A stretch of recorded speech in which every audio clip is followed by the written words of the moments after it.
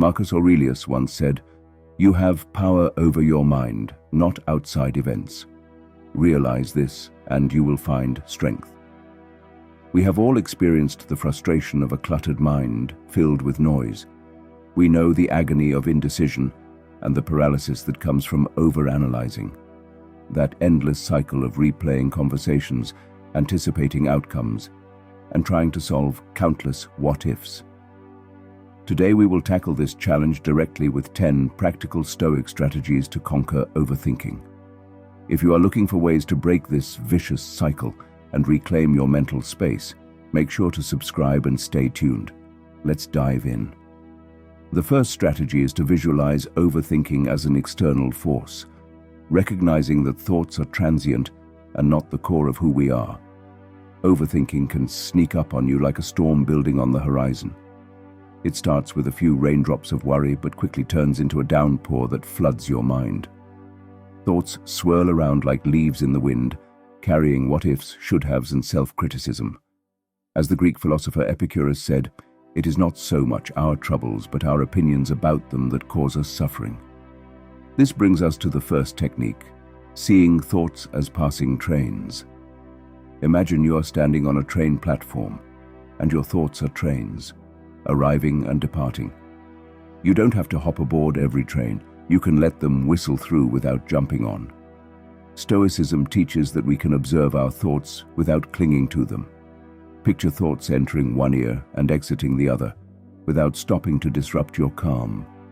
This mental visualization doesn't just lighten their load, it reinforces that thoughts lack permanence. They gather power only when we grip them tightly. Practicing this mindful detachment builds reflexes, so you can let anxious thoughts pass before they gain momentum. As you distinguish yourself from the commotion in your mind, you realize you are not just the sum of your thoughts.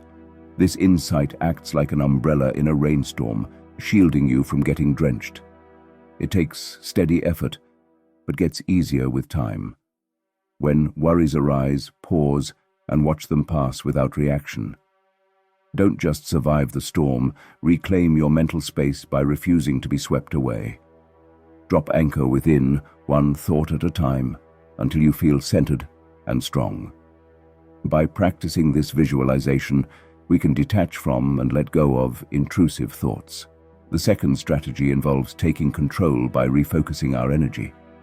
Instead of spiraling into a rabbit hole of worries, we can ground ourselves in the present moment by focusing on a task that requires our full attention.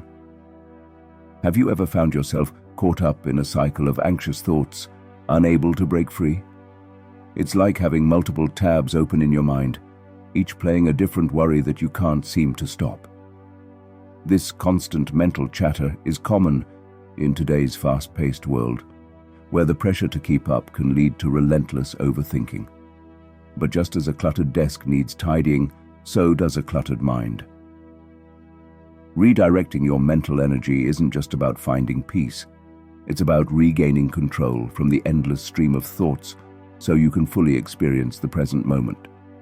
As the Stoic philosopher Seneca wisely said, "True happiness is to enjoy the present without anxious dependence upon the future." This timeless advice is key to stopping overthinking by refocusing your energy. Start by grounding yourself in the present moment. Fully immerse yourself in a task, directing your thoughts to completing it. This focus on the present quiets the whirlwind of future scenarios and keeps you grounded in reality. The practice is simple yet powerful. Engage in an activity that demands your full attention, whether it's organizing your space, going for a walk, or diving into a good book. By aligning your thoughts with your actions, you take control of where your energy goes. Stoicism isn't about suppressing all thoughts. It's about managing them skillfully. By consciously directing your mental energy, you build focus and discipline. The goal isn't to eliminate overthinking entirely, that's unrealistic, but to recognize unproductive thoughts and have the tools to redirect them. Like a muscle, the more you exercise this ability, the stronger your mental resilience becomes. With time, even overwhelming worries can be managed one step at a time through mindful presence and intentional action. The third strategy is to embrace impermanence and practice letting go. We need to make peace with the truth that life is always changing. Thoughts and feelings naturally come and go if we let them. By accepting this fact, we can find a quiet calm inside that stays with us even when our minds feel noisy. When a worrying thought pops up, we can notice it without judgment and then let it drift away. We see that no thought or feeling, no matter how big it seems, right then, can define us forever unless we cling to it. They are passing storms in the mind, not solid structures. By practicing this gentle letting go, we may uncover something.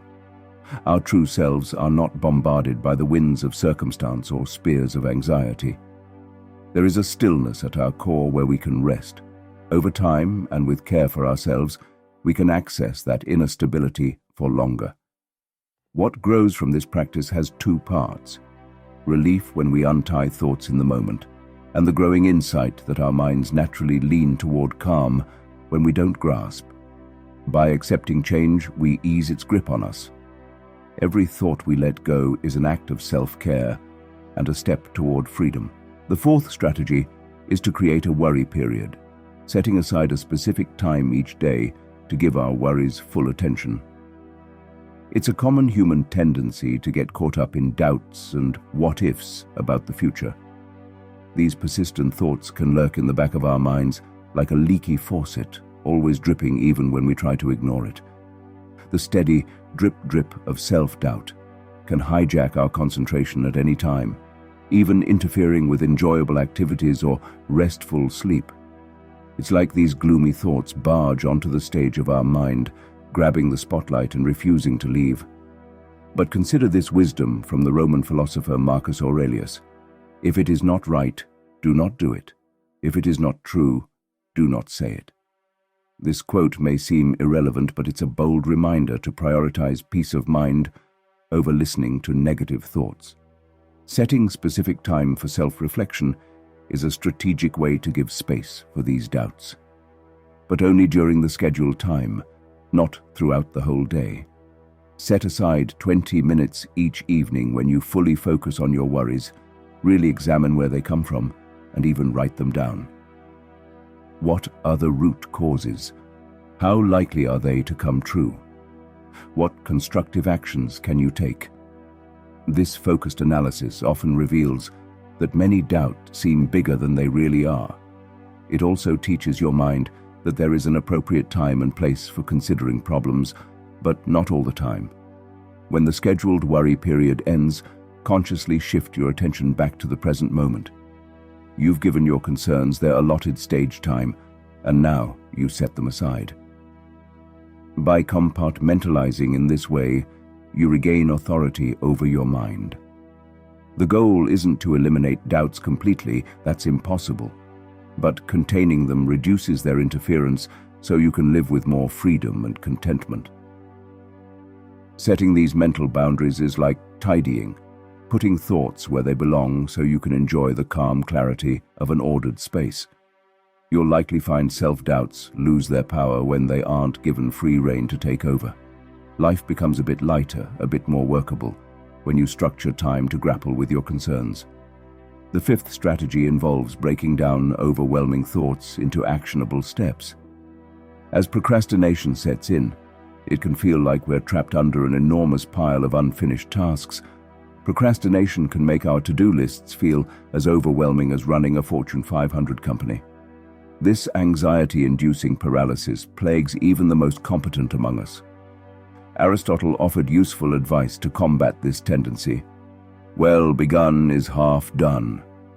By breaking down big worries into small, actionable steps, we can transform abstract stress into concrete progress. When faced with a long list of unfinished tasks, ask, what's one small step I can take now? Redirect your energy from fretting to doing one tiny, tangible task. This may seem trivial, but it builds momentum to accomplish bigger goals. Bit by bit, the mountain is climbed. This method cultivates patience, resilience, and self-trust. Big, complex problems can easily overwhelm us, Their sheer scope makes them seem impossible. However, we can employ a simple yet powerful tactic, methodically breaking them down into clear, executable steps. First, clearly define the core obstacle. Then ask, what is one small, practical thing I could do right now to start making progress? It may be making a call, doing some research, or having a conversation. Write it down and do it. Assess the progress made, then delineate the next logical milestone. By continually dividing intimidating mental mountains into modest sequential tasks, huge problems feel more manageable. We begin dismantling them piece by actionable piece with strategic precision. This allows us to navigate challenges large and small with clarity rather than emotion or paralysis. The sixth strategy is to shift our perspective to gratitude. By acknowledging 3 things we are grateful for each day, we can pivot our minds away from overthinking and towards a sense of appreciation for what is already good in our lives. Our minds have a tendency to pull us into spirals of worry about things not going according to plan. When planning an event like a birthday party, we can get lost in overanalyzing all the things that might go wrong. Will it rain? What if no one shows up? Did I order enough food? This cycle of overthinking leaves us feeling stressed and removes us from enjoying the present moment. The Stoic philosopher Seneca provides some wisdom here. True happiness is to enjoy the present without anxious dependence upon the future. This encourages us to shift from worry to gratitude, recognizing the abundance we already have, rather than what we lack. Instead of overthinking all the ways my event could flop, I can pause to appreciate the excitement my child feels when planning their special day, the joy of choosing decorations, and the quality time spent together making invites. Practicing gratitude pulls us from the rut of overthinking into the richness of the present. To make this shift, take a few minutes each day to write down or think over 3 things you feel grateful for. They can be simple pleasures: a warm blanket on a cold morning, the smell of coffee brewing, hearing from an old friend. Making gratitude a regular habit pivots our mind towards appreciation for what we have now instead of anxiety about the future. By grounding yourself in gratitude, you quiet the overthinking and enrich your experience of each moment. Over time, this builds a foundation of contentment and to sustain you when life gets hard. Approaching stresses like party planning from this place of gratitude magically transforms challenges into opportunities to find pockets of joy in the everyday. The 7th strategy is to focus on effort, not outcome. Instead of obsessing over the potential results of our efforts, we can redirect our thoughts to the quality of our effort and the integrity of our actions. This shift in focus helps us navigate challenges with purpose and resilience. Overthinking is often the result of our mind dancing with the future, its outcomes, its what-ifs, and its relentless possibilities of failure and disappointment. This projection into the future can paralyze us with fear as we obsess over the potential consequences of our actions rather than the actions themselves.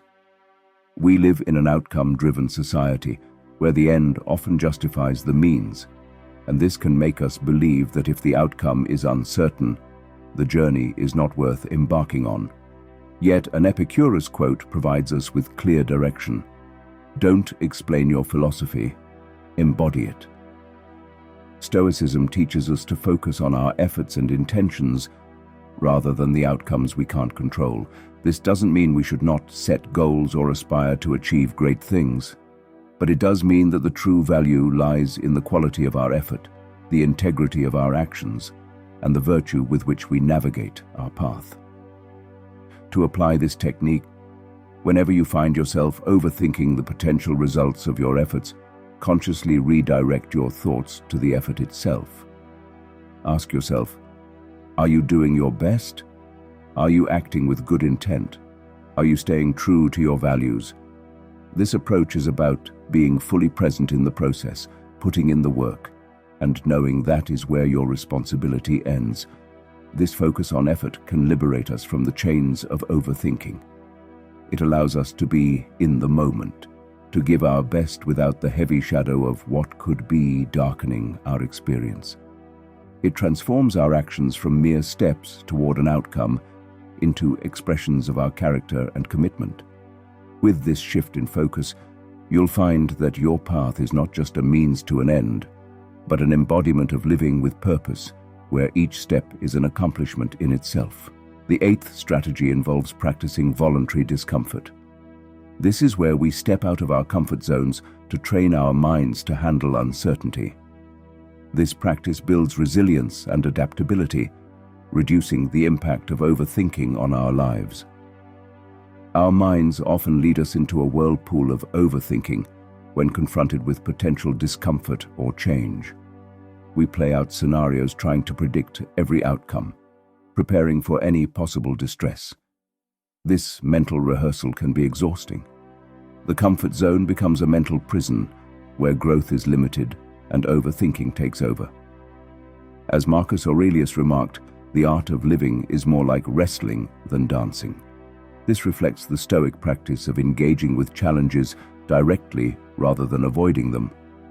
By practicing voluntary discomfort, we can train our minds to handle uncertainty and reduce overthinking. It's about taking small, chosen actions that take us out of our comfort zones, teaching us resilience and adaptability. To integrate this into modern life, start with something small, like a cold shower, sleeping without a pillow, or walking instead of driving. Do something that disrupts your routine and sit with the feelings that arise without judgment. This isn't about punishment, it's about showing yourself that discomfort isn't as frightening as your overthinking mind imagines. Voluntary discomfort has the paradoxical effect of increasing comfort with life's variability. By routinely stepping into the uncomfortable, the unfamiliar becomes familiar, and the mind learns to quiet. It becomes less reactive to change and more focused on what can be controlled, your responses.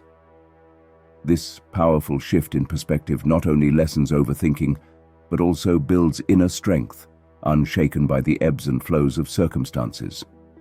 The ninth strategy is to reflect on the transience of life, recognizing that many of the things that consume our thoughts are transient and insignificant in the long run. This reflection helps us prioritize our experiences and concerns, aligning our attention with the present. The storm of overthinking often arises because we've zoomed in too closely on the minute details of our lives, losing sight of the bigger picture. Our thoughts become a tangle of "what if this happens?" or "what if that doesn't work out?" causing us to lose perspective. This microscopic view can make even the smallest issues appear insurmountable, consuming our mental space and energy. Seneca once wrote, "We are not given a short life, but we make it short, and we are not ill-supplied, but wasteful of it." This poignant reminder encourages us to reflect on the fleeting nature of our existence. Each moment spent overthinking is a moment not fully lived, a slice of life not savored. Stoicism prompts us to ask ourselves whether our worries will hold any weight in the grand timeline of our lives. To counteract overthinking, we should regularly take a step back and consider our life in its entirety, recognizing that many of the things that consume our thoughts are transient and, in the long run, insignificant. When you feel overwhelmed by your thoughts, pause and remind yourself that life is fleeting. Ask if this moment of overthinking is truly worthy of the limited time you have. By contemplating the transience of life, we naturally prioritize our experiences and concerns. This isn't a call to become sad or indifferent, but rather to cherish the present and to focus on what truly matters. It's a powerful antidote to overthinking because it aligns our attention with the present, enriches our appreciation for the now, and diminishes the weight of future focused anxieties. Do not let life's fleeting nature cause worry. Instead, let it inspire you to live fully in the present moment. The 10th strategy is to seek wisdom from outside ourselves, consulting trusted friends, mentors, or literature for objective feedback. This practice helps us break the cycle of rumination and find solutions to our problems in collaboration with others. Our minds can sometimes feel like a maze, where each turn leads to more confusion and rumination. We try to solve a puzzle, only to find the pieces multiplying, leaving us stuck. This is overthinking's cycle, spinning within our thoughts without a clear exit.